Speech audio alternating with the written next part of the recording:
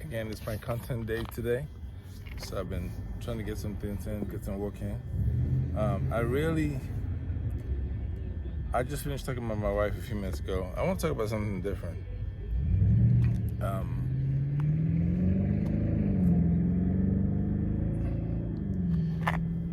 This is about an encounter that I had with God. I went to him in prayer. I was like, Lord, really? Let's keep it real. Pastor IJ was called as a pastor. I was called a year later, right?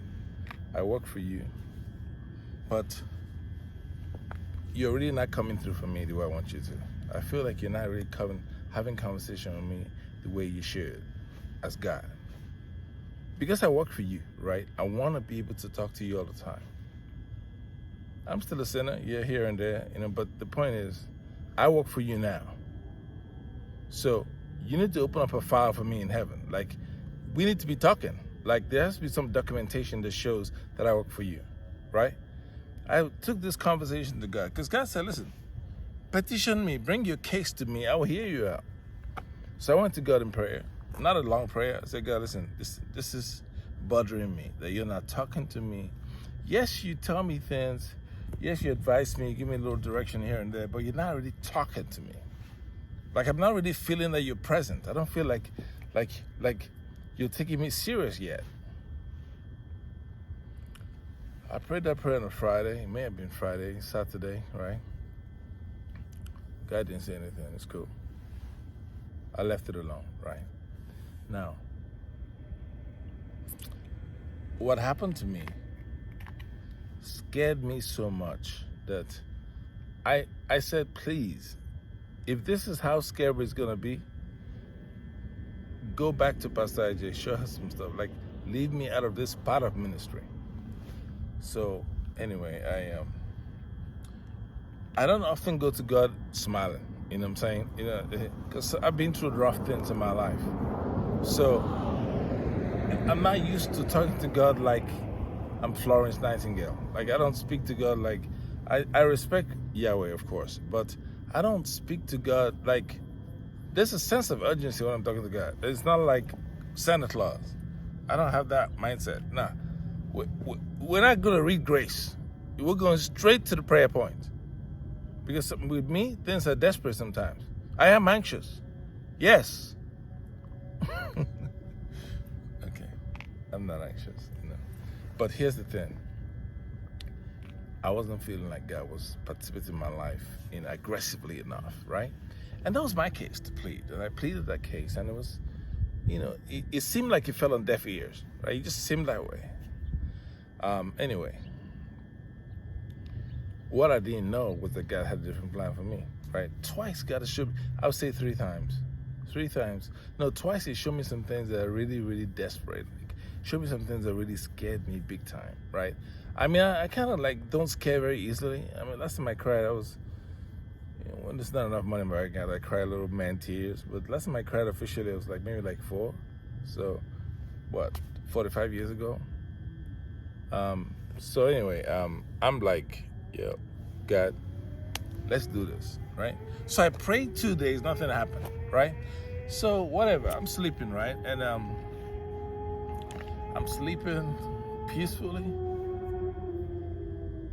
and I'm driving in this trance. I'm driving through this shopping mall. Now, sometimes you go to the mall, right? If you pay attention to malls, they usually have a loading bay at the back, right? So the back of this loading bay, you have a place where cars come in, like big trucks come in, the trucks pull in, and then night staff or whoever would offload the stuff, right? Into the it could be Walmart, it could be Target, this kind of stores, right? By the way, I used to work for Tesco's in England for 8 years. So I worked in retail, so I know what it means to fill up a shelf, rotate the deli counter, make sure the bread is baked and right and puffed in. I did that for 8 years. The great news with that is I learned so much about, I grew up as a man, 17-year-old man, but I learned so much about discipline and life in Tesco. Tesco.com, that's the store I used to work for. The biggest retailer in England, one of the biggest retailers in the world, in fact. He gave me some shares. I have some profit shares with them. But anyway, I drove past this loading bay, this trans. And when I drove past this loading bay, I want to connect this story to another story, because the other story happened in Paris. So I want to connect both of them to show you how scary this was. I got to this loading bay, and when I got to the loading bay, it seemed like I was driving behind some stores. So I got to the loading bay and pulled up, right? And what happened was, I saw something. This thing that I saw was shocking to me, because I didn't expect this thing to be there. So I was driving behind this loading bay of a store through a residential neighborhood. And when I pulled up behind this building, I saw a huge cross. Listen, this cross I'm talking about was wood, right?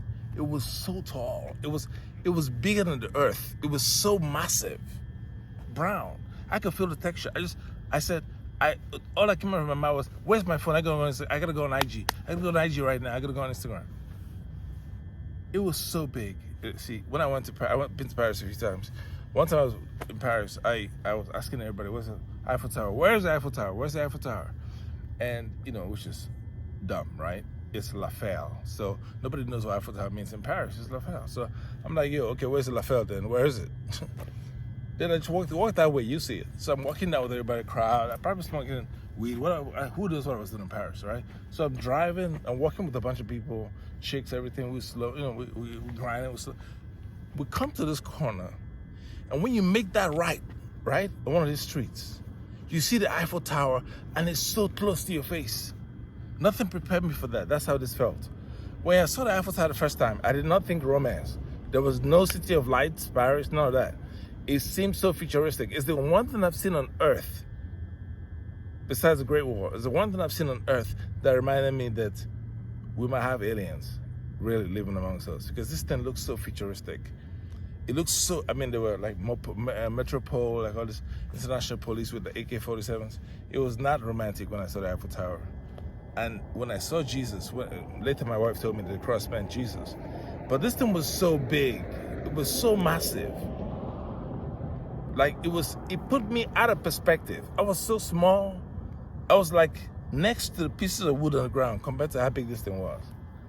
It was so massive. And I said, "Okay, God," I wasn't afraid, but I was just overwhelmed. I was like, "God, okay, I'm sorry for making you mad. Really, I'm sorry. I take that back. I really, I'm a humble pastor. Just show me stuff a little. Look, give it to me in little beats, okay? I'm still learning, right?" And so, that's my story about that encounter. Another one, which is twice as scary.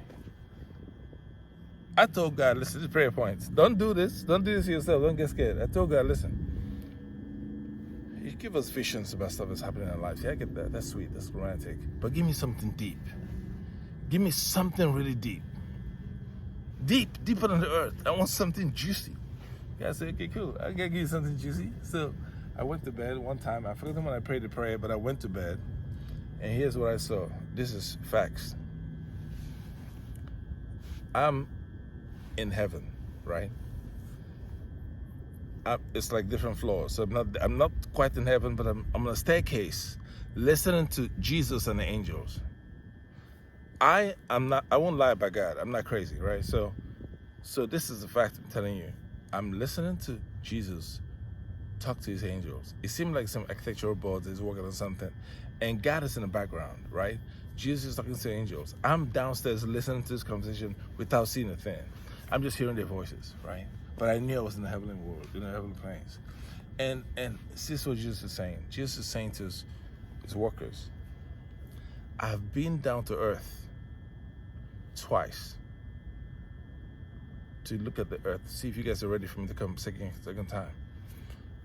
But if I go down the third time, God is not going to let me come back to earth, but come back to heaven without having the rapture happen. Let me say this again. I was eavesdropping on God in the background, Jesus talking to his angels.